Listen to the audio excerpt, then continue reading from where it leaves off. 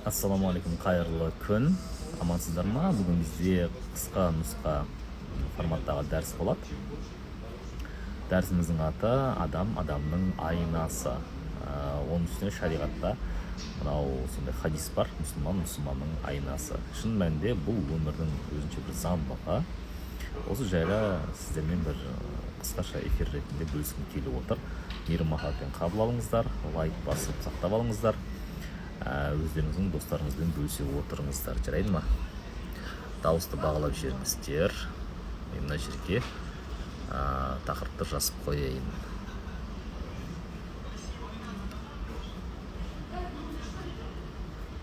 Адам адамның айнасы. Адам адамның айнасы. Адам адамның айнасы. Сонымен бірге менің сторисімді көрген болсаңыздар, бір қисса жайлы айтқан болатынмын. Орыс тілі пәнінің мұғалімі өзінің оқушыларына осы бір қиссаны айтады. Теңіздің ортасында кеме апатқа ұшырайды.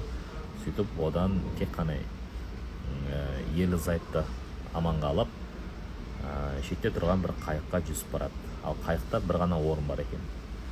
Ол орынға бірінші ері шығып алады, отырып алады. Сөйтіп әйелін отырғызбай қалдырып кетеді. Сол кезде әйелі оған бір фраза айтады, орысша айтқанда, бір сөз айтады. Сол жерден тоқтайды мұғалім. Сонда барлық оқушылардан сұрайды: қалай ойлайсыңдар? Әйелін тастап кетіп бара жатқан ер кісіге әйел не деп айтты деген кезде: мен сені жек көремін, білген едім, сатқансың, тағы басқа жауаптарды естиді. Бірақ бір кішкентай ұл жігіт үндемей отырады. Сонда апай сол жігіттен сұрайды да: сен бұл сұрақтың жауабын білесің бе? Сонда ол жігіт жауап береді: бала ғой енді. Сен мынау баламызға қарайлас деген фраза айтқан екен. Неге олай айтасың, қайдан білесің деген кезде: себебі менің анам қайтыс болатын кезде әкеме осыны айтқан болатын. Сонда жаңағы мұғалім, орыс тілі мұғалімі артқа қарап көзінен жас шығады. Сөйтсе жаңағы хикаяны соңына дейін бітіреді. Ерлі-зайыптың әйелі бар ғой, рак бар екен, ұзақ өмір сүрмейтін білгендіктен. Олардың қолдарында кішкентай сәби болған, сол сәбиді қарайлап жүр деп берген екен. То есть, яғни солай айтқан екен. Міне сондай бір оқиға. Бұдан түйіндейтін нәрсе: сырт көзге бұл қалай көрінеді? Сырт көзге бұл ер басымен қалай әйелді суға қалдырып барады, ер басымен қалай өзінің әйелін өлтіріп жатыр деген ұғым болуы мүмкін. Сондықтан да біздің көзімізге кейде мысалы адамдар арасында қарым-қатынас басқаша көрінуі мүмкін. Біз оны өзімізше жорып жібереміз, немесе қабылдап жібереміз. Көрдіңіз бе? Бұл себепті кез келген ситуацияға, кез келген жағдайға ішкі мән жайын білмей жатып, өзімізше шешім шығаруды доғарайық. Міне осындай бір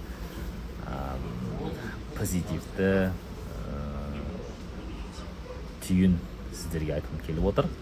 Енді бүгінгі сабаққа көшетін болсақ, адам адамның айнасы. Жалпы өмірдің заңдылықтары өте көп.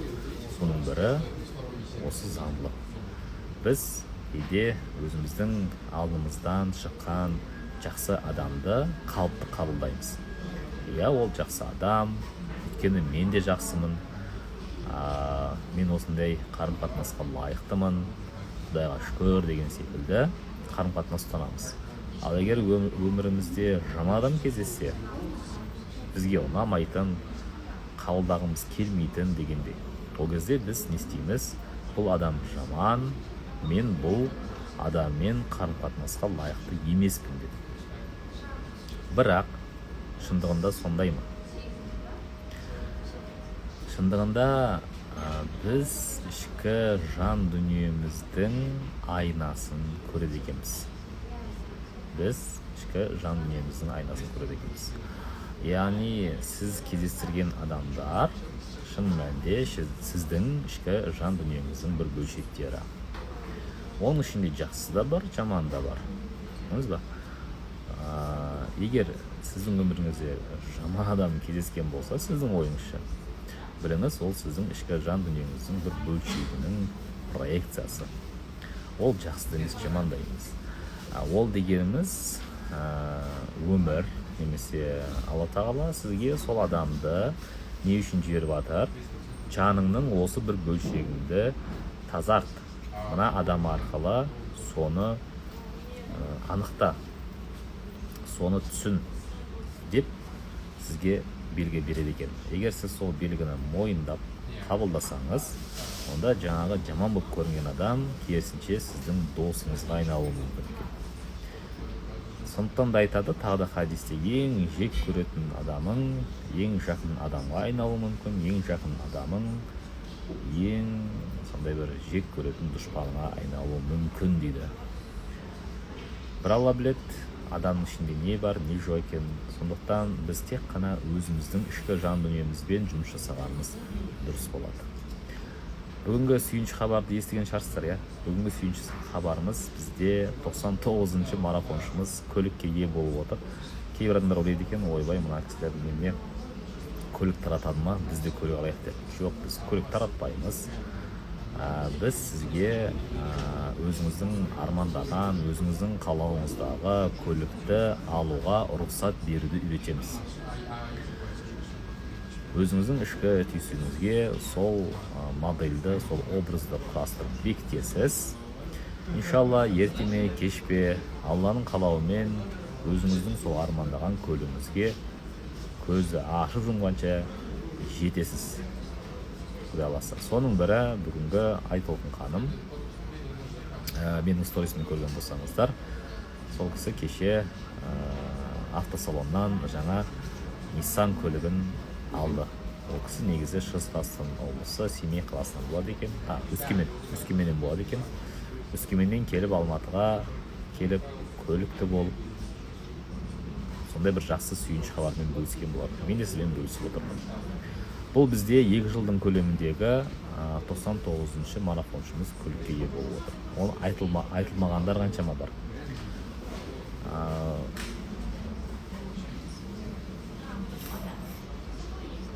Мен үй алғым келеді дейді. Пожалуйста, үй алу техникасында үйретеміз сізге. Саяхаттау техникасында үйретеміз. Көлік алу техникасы да бар. Құдай қаласа. Олардың барлығы мынау не ғой, материалдық тұрғыдағы жетістіктер ғой. Ал материалдық емес тұрғыдағы жетістіктер жетіп асада, ең алдымен біздің ішкі жан дүниемізді, жанымызды тазартсақ, біз әуе шары секілді ұшамыз, зымыран сияқты. Өйткені жан дүниемізді әртүрлі ашу, ыза, кекпен кірлеткеннен кейін біз мына әлемге, Құдайдың нығметтеріне ашыла бермейді екенбіз. Сәйкесінше кедергілер бірінен соң бірі шыға береді екен. Дәлірек айтқанда, ол кедергіні адамның өзі тудырады, және ол кедергіні өзі жоя алады.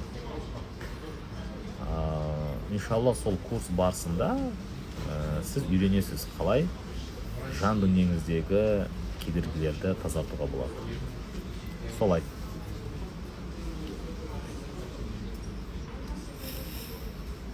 Бәрі әйтеуір барлық нәрсе алып көріп дамып жатыр дейді.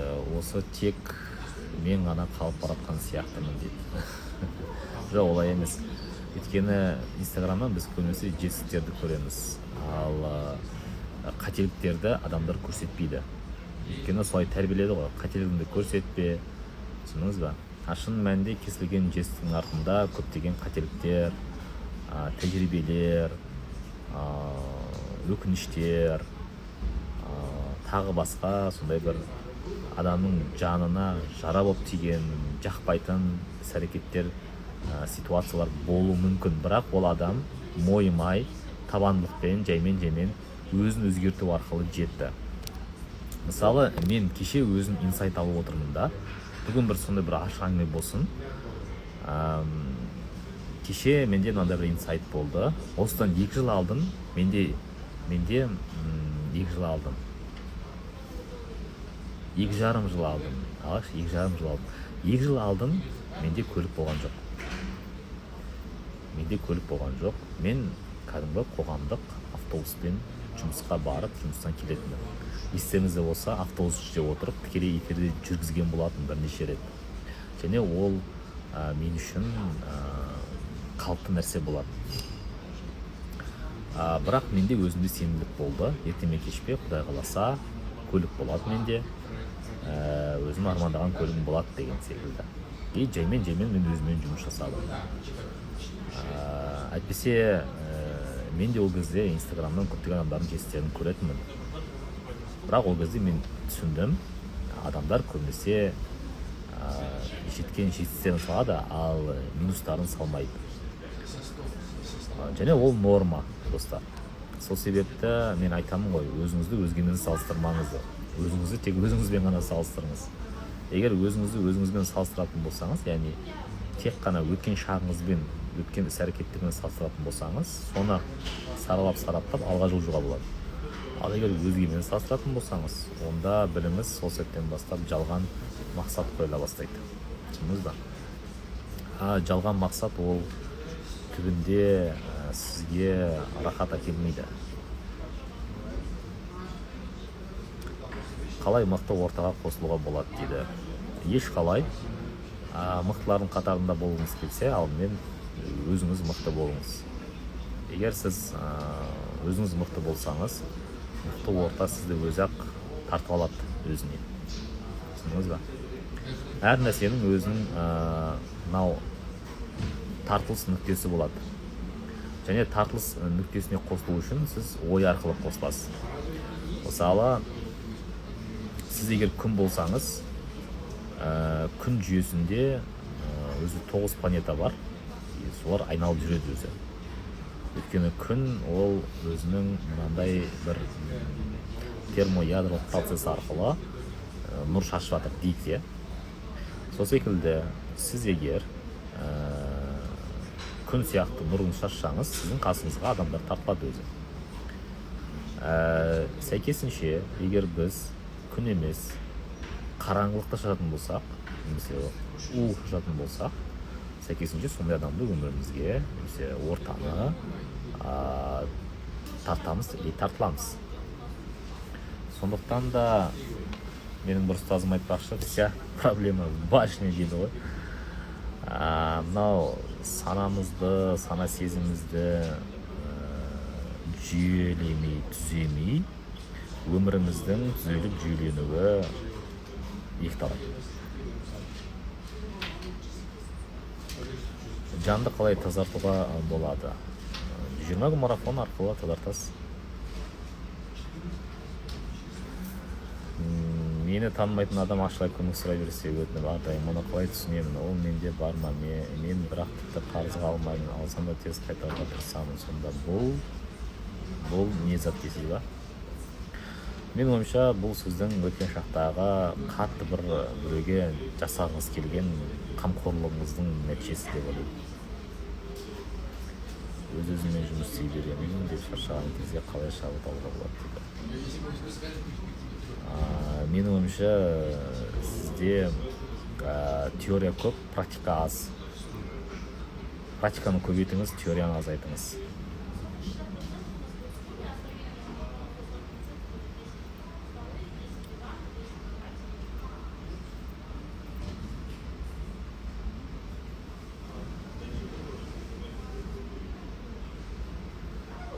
Ботагөзхан, сіздегі проблема біреудің сөзіне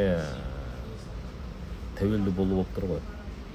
Шын мәнінде сізде проблема жоқ, бірақ сіз біреудің айтқан сөздеріне ойбай артып кетсін деген үшін өзіңізді іштей жеп жатқан сияқтысыз. Зачем?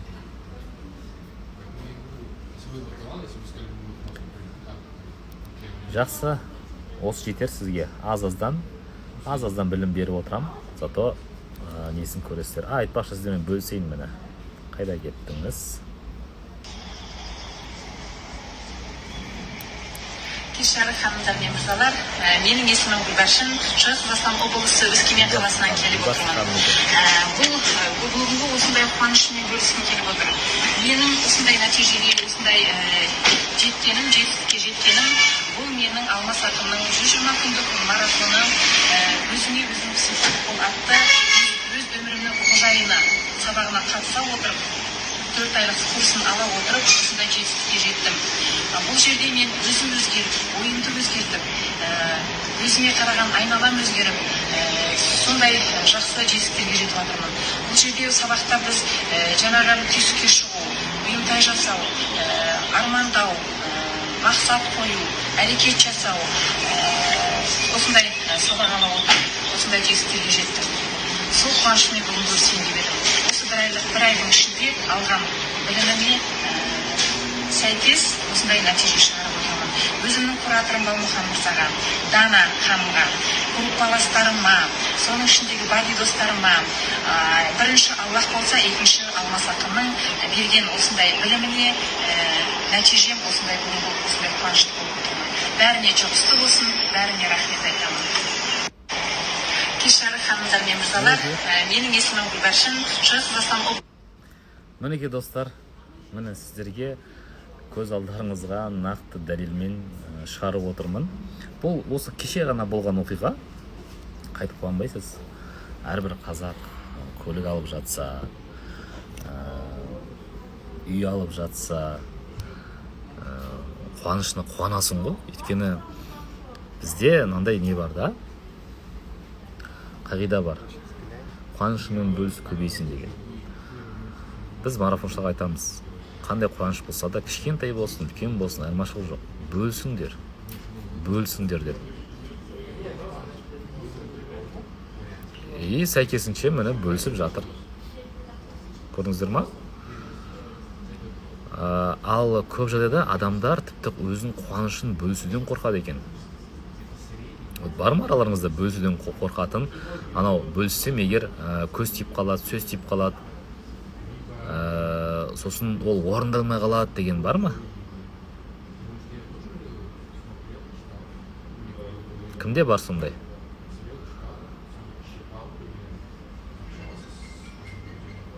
Бар болса менде бар деп жазып қойыңыздар.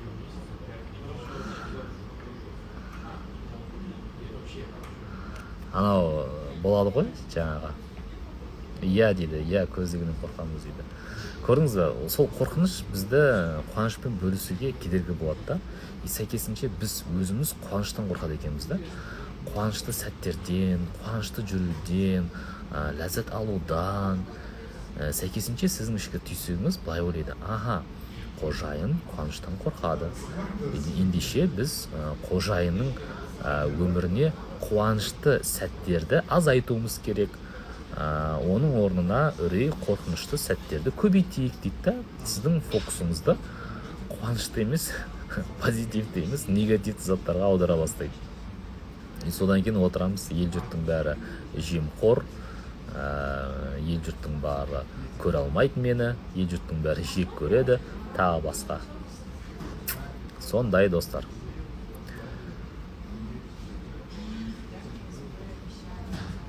Вот, жақсы машина мінуден қорқамыз дейді, көрдіңіз бе? Тіпті анау автосалонға барып, сол тегін тұрған, міне көріңдер, тегін тест-драйв жасаңдар дегеннен де ойлағаннан да қорқады екенбіз ғой. Бар ма сондай араларыңызда? Біліңіз, ол жай ғана қорқыныш. Ол реальность емес, ол ақиқат емес, ол жай ғана сіздің санаңыздағы, түйсігіңіздегі кезінде орнатылған қорқыныштар. Сен мұндай нәрсеге лайықты емессің деген.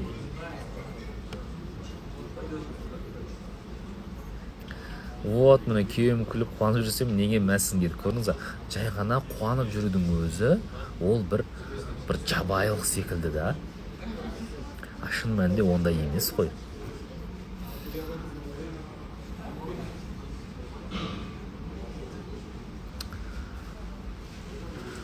курсқа қатысыңыз, қуанышты сәттеріңіз көбейеді. Дәлірек айтқанда қуанышты сәттерді сезіне бастайсыз, қуанышты сәттерді көре бастайсыз. Біздің мынау ішкі түйсігімізде әртүрлі фильтрлер орнатылады. Сол фильтрге сәйкес біз қоршаған әлемдегі ақпараттарды қабылдаймыз. Егер біздің фильтріміз бақытсыздыққа негізделген болса, біз тек қана сол бақытсыздыққа сәйкес ақпараттарды қабылдайды екенбіз. Өлтіріп кетті, шауып кетті, өліп қалды, жұқтырып алды, зорлап кетті, тағы басқа. Ал қуанышты немесе бақытты фильтрлерін орнатса, сол қуанышқа, бақытқа сәйкес ақпараттарды біз қабылдайды екенбіз. Оған сәйкес емес ақпараттарды жаңа фильтр ұстап қалады. Түсіндіңіз ба? Сондықтан да фильтр орнату өте маңызды. Мысалы, араларыңызда көпшілікпен жұмыс жасайтын адамдар болуы мүмкін. Психологтар, массажистер, немесе халықпен қызмет көрсету орындарында жұмыс істейтін кісілер болуы мүмкін.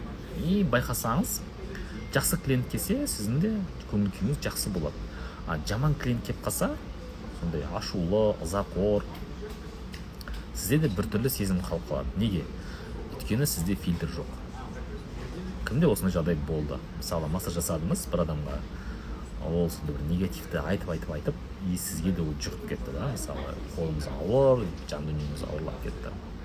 Ол дегеніміз, сіз оның мынау негативті сөздерін, дүниетанымын, ойларын қорғанатындай сізде фильтр болмағанның нәтижесі негізінде.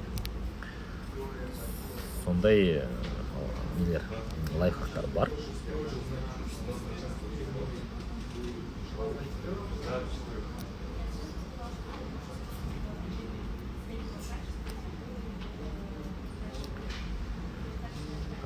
Курсқа қатсам деймін, ай сайын алдымнан бір кедергі шығады әйтеуір дейді. Менің ойымша сізде ниет дұрыс емес сияқты. Не үшін қатысасыз курсқа? Курсқа прямой эфирге шығасыз ба қатысушылармен? Иә, бізде жабық тобымыз бар, жабық аккаунт бар, Instagram аккаунт бар. Сол жерге мен сабақ өтіп тұрамын.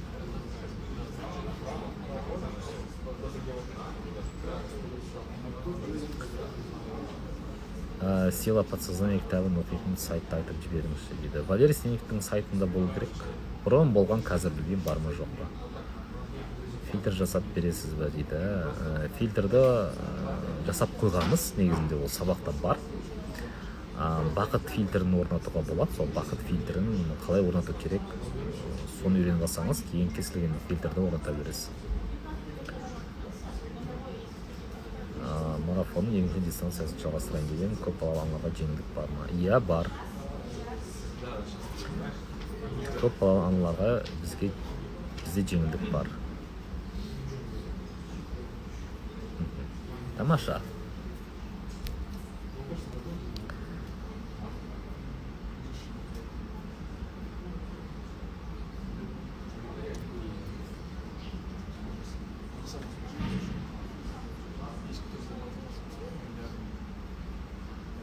Тамаша, супер.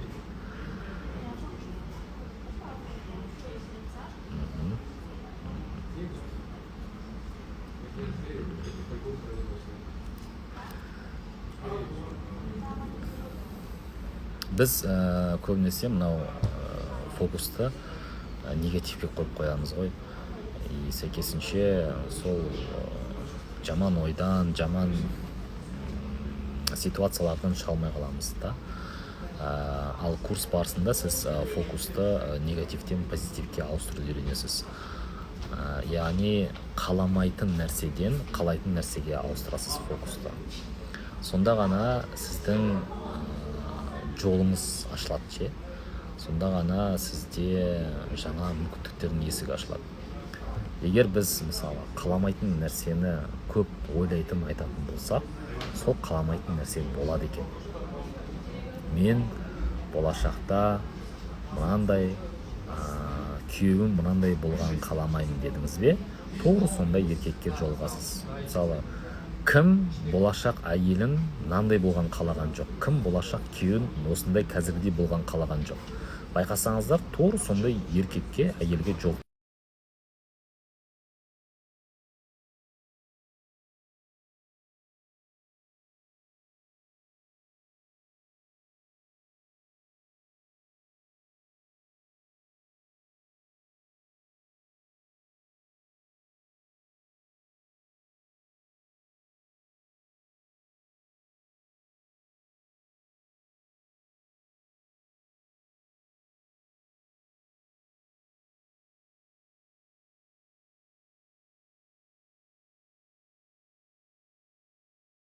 Енді дауыс бар ма?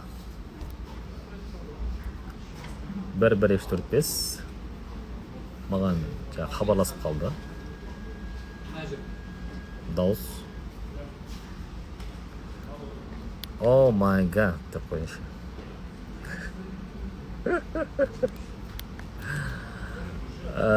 Бес орын намаз оқитын адаммен отбасы құруды қалаймын деп ниет ету керек пе? Дәл солай. Енді түсініп жатсыз. Осы болмай-ақ қойсыншы, осы келмей-ақ қойсыншы дедіңіз, тура сол нәрсе болады, тура сол нәрсе келеді. Өйткені біздің түйсігіміз функциясы сондай да. Мысалы, таңертең тұрып, бүгін мынандай болмасыншы десеңіз, сіздің ішкі түйсігіңіз алдымен сол нәрсені жүзеге асыруға тырысады. Содан кейін барып, одан қорғай бастайды. Түсіндіңіз ба? Сондықтан ең жақсы қалайтын нәрсені айтсаңызшы. Мысалы, өзіңіздің, ал бірақ бар емес па, адамдар өзінің қалайтын нәрсесін айта алмайды екен. Неге дейсіз ғой? Өйткені оған рұқсат бермейді. Түсіндіңіз ба? Неге рұқсат бермейді? Себебі іште өзін кінәлау, іште өкіну, ренжу деген әртүрлі себептер жатыр.